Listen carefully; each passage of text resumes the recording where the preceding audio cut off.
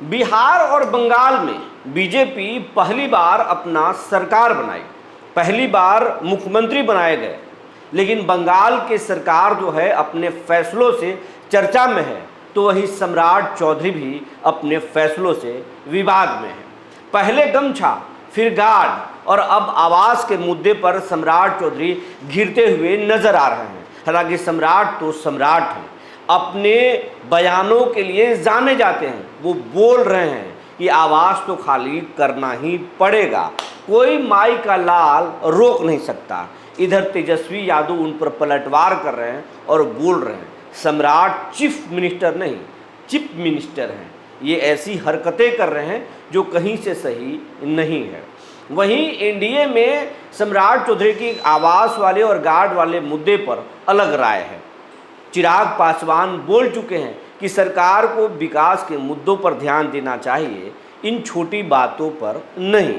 चिराग के विधायक डॉक्टर प्रकाश चंद्रा भी कुछ ऐसा ही बात बोल चुके हैं और आवास और गार्ड के मुद्दे पर लालू यादव के परिवार के साथ खड़े नजर आए। अब उपेंद्र कुशवाहा भी अलग विषाद बिछा रहे हैं, क्योंकि उनके बेटा मंत्री तो जरूर है, लेकिन अक्टूबर के बाद उन्हें कुर्सी छोड़ना पड़ेगा। नीतीश इधर सुपर एक्टिव हो गए हैं, तो क्या एनडीए में बड़ा खेला होने वाला है? सम्राट अपने बयानों के वजह से सत्ता के शिखर तक भी पहुंचे और फिर उसी बयानों से क्या सम्राट घिरते हुए नजर आ रहे हैं? ये सब कुछ आज हम समझेंगे। जी नमस्कार, मैं हूं विपुल कुमार और आप देख रहे हैं सूर्य विहार डिजिटल न्यूज़। अब हम तमाम दर्शकों से अपील करना चाहते हैं कि आप अगर सूर्य विहार को देख रहे हैं, अब तक आप चैनल को सब्सक्राइब नहीं किए हैं, तो हमारे चैनल को यूट्यूब पर सब्सक्राइब कर लें, बेल आइकन को दबा लें। अगर आप हमें फेसबुक पर देखते हैं तो पेज को फॉलो करना ना भूलें। हम आपके लिए दिन रात मेहनत करते हैं, आपका भी दायित्व तो बनता है हमारे चैनल को आप सपोर्ट करें। अब आपको खबर विस्तार से बताने जा रहे हैं। सबसे पहले बात बिहार की नीतीश कुमार 2025 में प्रचंड बहुमत के साथ मुख्यमंत्री बने। चुनाव के अगर दिनों की याद करें तो नारा था 25 से 30 फिर से नीतीश, लेकिन 4 महीने में ही नीतीश फिनिश हो गए। सम्राट चौधरी को मुख्यमंत्री बनाया गया। बीजेपी पहली बार सत्ता में आई, बड़े भाई की भूमिका में। जेडीयू अब सहयोगी पार्टी है। चिराग, उपेंद्र कुशवाहा और मांझी भी उस गठबंधन में शामिल हैं। सब नेता सम्राट को समर्थन किए और नीतीश कुमार के बिट्टो के बाद ही सम्राट चौधरी को बिहार का चौधरी बनाया गया।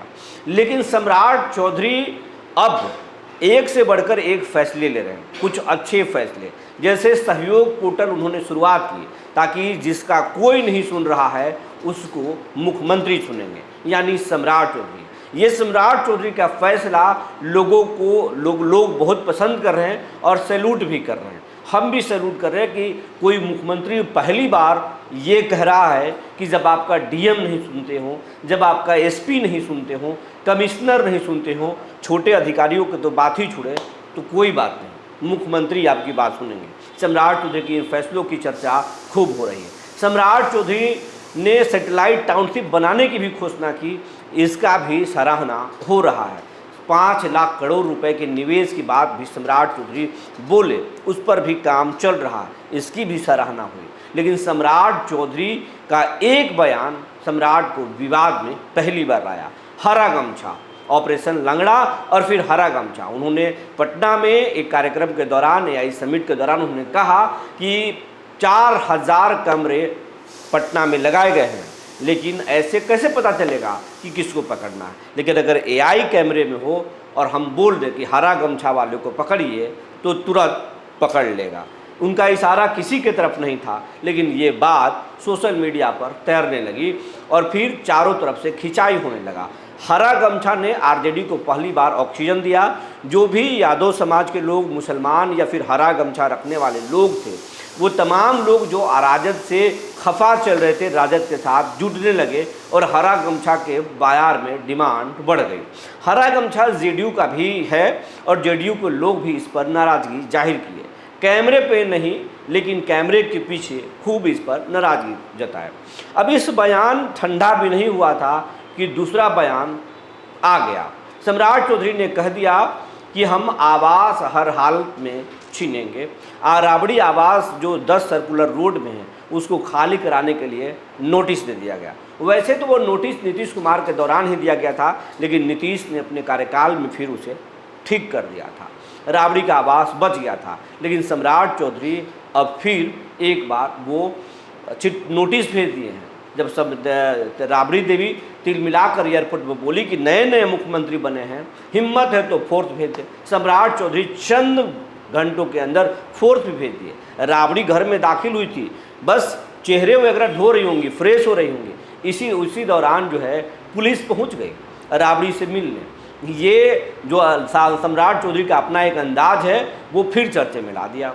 उसके बाद में सम्राट चौधरी एक सभा में सहयोग शिविर के दौरान उन्होंने कहा, कोई माई का लाल नहीं है जो ये घर को बचा पाएगा, कोई राजतंत्र नहीं है कि माँ को अलग, पिता को अलग, बेटा को अलग चाहिए, हम घर खाली करा कर रहेंगे। और उन्होंने ये भी कहा कि जिस दिन हमारी पार्टी कह देगी हम बुढ़िया बिस्तर उठा करके झोला उठाकर चल देंगे, और डिप्टी सीएम बनने तक हम अपने पिताजी के घर में रहे हैं, चंद स्क्वायर फीट के ज़मीन में रहे हैं। लेकिन तेजस्वी यादव और पूरा विपक्ष जब बोलने लगा कि 5 देश रत्न मार्ग क्यों मिलाया जा रहा है सीएम आवास में, पहले से जो 9 एकड़ का बंगला है उसमें 6 एकड़ और क्यों मिलाया जा रहा है, कि आप प्रधानमंत्री से ज़्यादा बड़े बंगले में रहेंगे सम्राट चौधरी। वो बिहार के मुख्यमंत्री हैं जो बिहार सिर्फ मजदूर सप्लायर करता है, गरीब है, पिछड़ा है। उसके बाद सम्राट चौधरी जो है बैकफुट पर आए, अपने 5 देश रत्न मार्ग को वापस मतलब एक अन्य मार्ग में मिलाने से का फैसला को उन्होंने रद्द कर दिया। इसके बाद में गार्ड को, लालू परिवार के गार्ड को कम किया गया, जेल की श्रेणी की जो सुरक्षा थी उसमें कम किया गया, और उस गार्ड के मुद्दे पर जो है अब सियासत गर्मा गया। एक नया बखेड़ा है।